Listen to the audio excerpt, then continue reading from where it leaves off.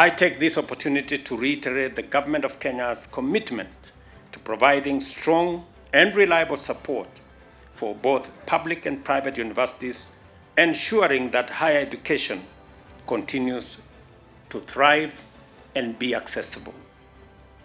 It is for this reason that we have been deliberate in our efforts to resolve the financial crisis that brought our public universities almost to their knees. By 2022, you all know public universities were grappling with immense financial challenges, having accumulated debts exceeding 120 billion. Of the 40 public universities, 23 were technically bankrupt and at the risk of closure. However, the report of the Presidential Working Party on Education Reforms, led by Professor Raphael Munavu last year, recommended a student-centered higher education financing model, which we adopted. By implementing this model, the government was able to disburse 41 billion shillings in student loans and scholarships to universities within a year.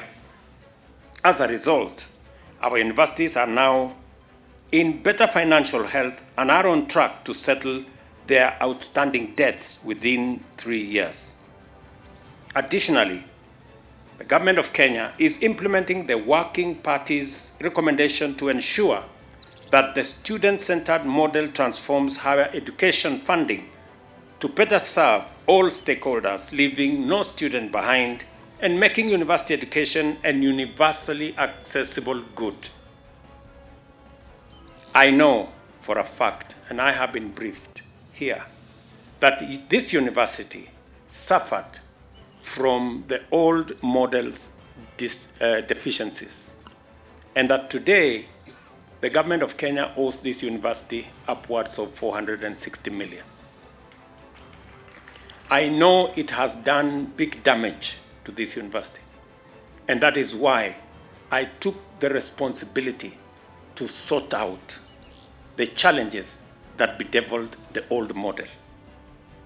The old model almost brought many of our universities to closure.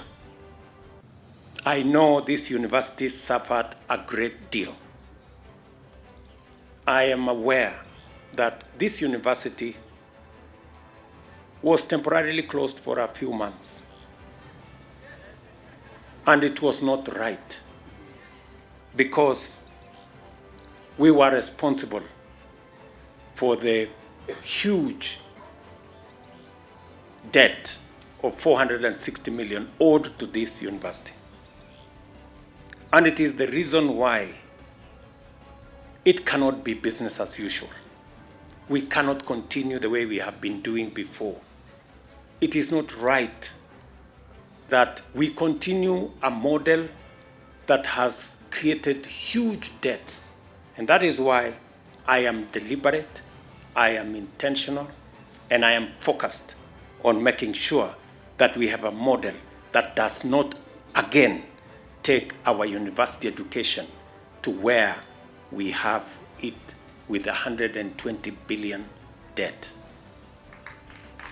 I am very clear in my mind, and I have worked with all the vice chancellors to make sure that we have a model that makes university education accessible but puts it on a sound financial footing.